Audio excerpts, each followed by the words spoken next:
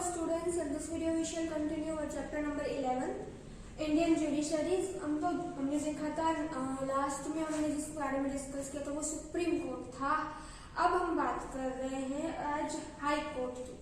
तो high court में क्या होता है, उसकी फॉर्मेशन क्या है, क्वालिफिकेशन क्या है और उसकी जो पावर है वो क्या है, तो उसके बारे में आज हम डिस्कस करेंगे। तो सबसे पहले भारत में जो one of the key position and the continuous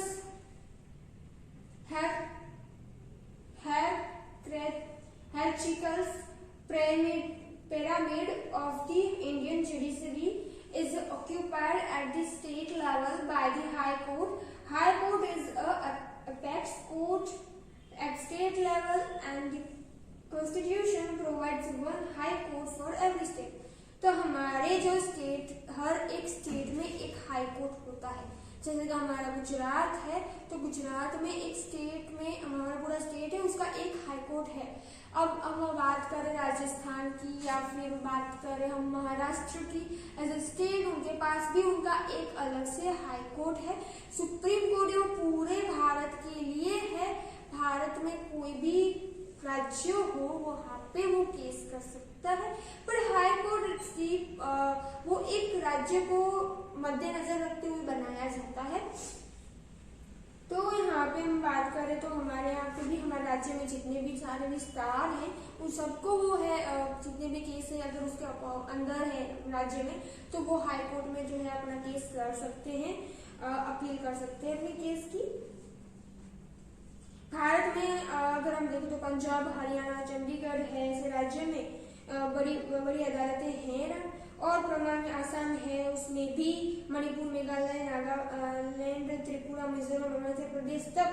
जो ये सारी चीजें हैं, मतलब उसकी पावर है फैली हुई है। अब उसकी रचना यानी फॉर्मेशन क्या होता है हाई कोर्ट का, सो लेट्स सी। तो chief justice of the high court is the appointed by the president, यानी कि मुख्य जो उनके चीफ होते हैं, चीफ जज होते हैं, वो राष्ट्रपति के द्वारा जो है सर्वोच्च अदालत में चुने जाते हैं और उसके संबंधित राज्यपाल के साथ चर्चा करके सारी चीजों को याद के बड़ी अदालत के न्यायाधीश को चुना जाता है, यानी कि राष्ट्रपति, सुप्रीम कोर्ट के न्यायाधीश और राज्यपाल राज्य की, उन सारी चीजों को, उन तीनों को साथ में वो तीनों चुनते हैं हमारे हाई कोर्ट के जज को। अब हम बात करें तो राष्ट्रपति है, बड़ा प्रधान है, विधानमंडल है, वो उनकी सलाह लेते हैं और उसके अनुसार ही राष्ट्रपति या फिर उनके अभिप्रेत होते हैं, उनके अभिप्राय लिया जाता है और उसके अकॉर्डिंग हमारे जो मुख्यमंत्री हैं वो उनके अनुसार न्यायाधीश है, हमारे जज हैं, चीफ जज ऑफ हाई कोर्ट, उनकी नियुक्ति होती है।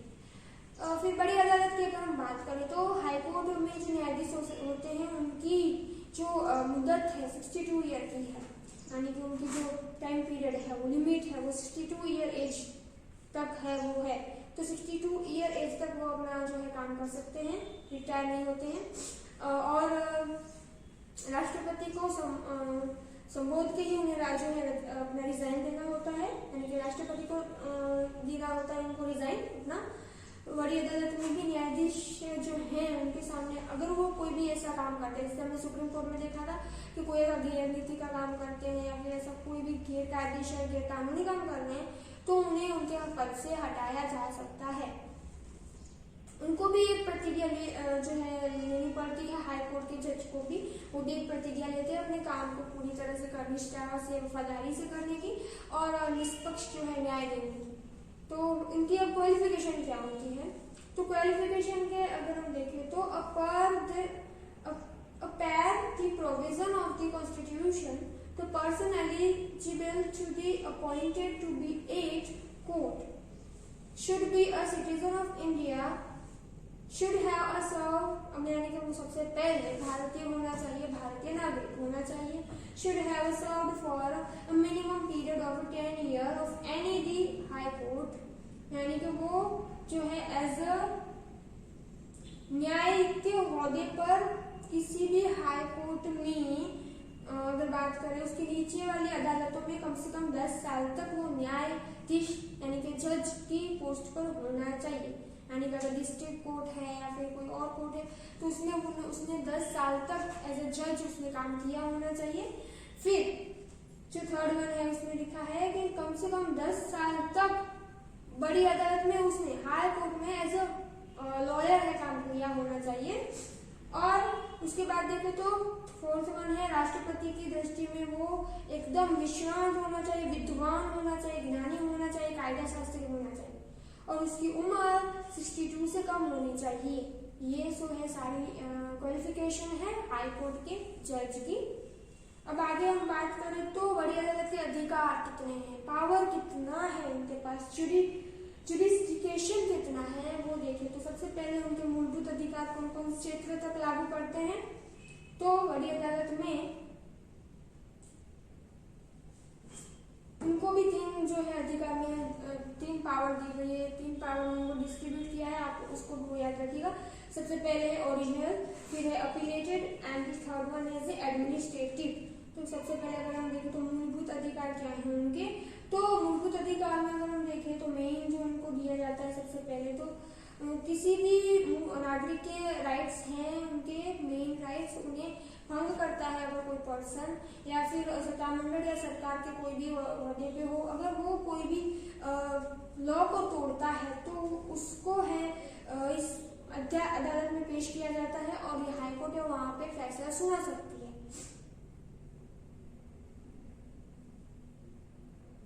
फिर विवादी अगर हम क्षेत्र में देखें तो अपीलेटेड क्षेत्र में देखें तो बड़ी अदालत का कार्य क्षेत्र राज्य में जो भी नीचे जितने भी अदालतें हैं, जितने भी एरिया है उनके पास उतने में वो सारे एरिया के लोग उनमें अपील करते हैं और अदालत है वो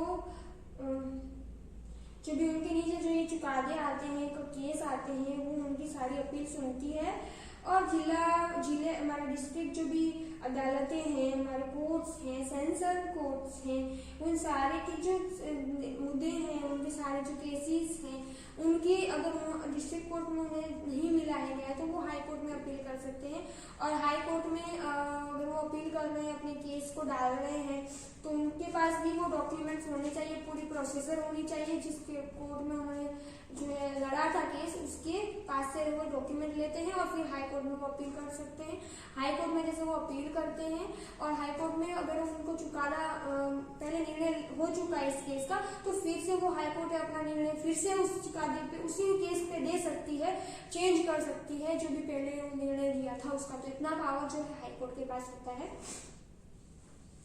फिर हम देखें तो वहीवटी क्षेत्र में उनको कितना अधिकार है, तो सबसे बड़ी जो अदालत है कोर्ट मतलब सुप्रीम कोर्ट है, उसके बाद हाई कोर्ट है। तो उसमें जितने भी प्रदेश आते हैं, जितने भी एरिया आते हैं उसके अंदर, वो सारी उस पर हुकूमत उसकी मतलब होती है। उसमें जो भी लोग हैं या फिर कोई भी केस होता है, ऐसे कोई भी नियमन मतलब जो सारी चीजों का नियमन है वो हाई कोर्ट करती है पूरे राज्य का। बाकी जो सारी चीजों में है तो बहुत सारी चीजों में उसका पावर होता है, जैसे कि कोई भी फैसला सुनाना है अकॉर्डिंग हमारे स्टेट के लिए, पूरी जनता के लिए, तो वो हाई कोर्ट सुना सकता है। उसके पास इतनी पावर है, वो कुछ भी चेंज कर सकती है लॉ में। अगर उन्हें लगता है कि जो पूरा स्टेट है उसमें जो स्थिति है वो बहुत ज्यादा बिगड़ रही है तो वो उसके अकॉर्डिंग चुकाते दे सकते हैं। और अगर उन्हें ऐसा लगता है कि ये लॉ है वो ब्रेक हो रहा है या फिर ये लॉ चेंज करने की जरूरत है स्टेट में, तो वो भी जो उनका पावर है वो होता है उनके पास, वो चेंज कर सकते हैं। फिर हम देखेंगे कि जो हमारे उसके बाद जो सारी अदालतें आती हैं हाई कोर्ट के जो नीचे जितनी भी अदालतें हैं उनके बारे में हम नेक्स्ट वीडियो में बात करेंगे। आपको ये सारी चीजें रिमाइंड करनी है। अगर आप रिमाइंड नहीं करोगे तो आपकी जो सारी जो आपका एक लिंक है मतलब कि सुप्रीम कोर्ट के बाद हाई कोर्ट के बाद district and the other courts, तो ये सारे कोर्ट सिस्टम किस तरह से काम करती है, जनरली सब कुछ पावर्स है वो सेम है, पर यहाँ पे एरिया चेंज हो जाता है और उसके अकॉर्डिंग कुछ पावर्स उनकी कम हो जाती है, अकॉर्डिंग टू दिस पोस्ट उनकी क्वालिफिकेशन चेंज हो जाती है। तो वो सारी चीजें आपको याद रखनी है। तब तक के लिए हमें नाइस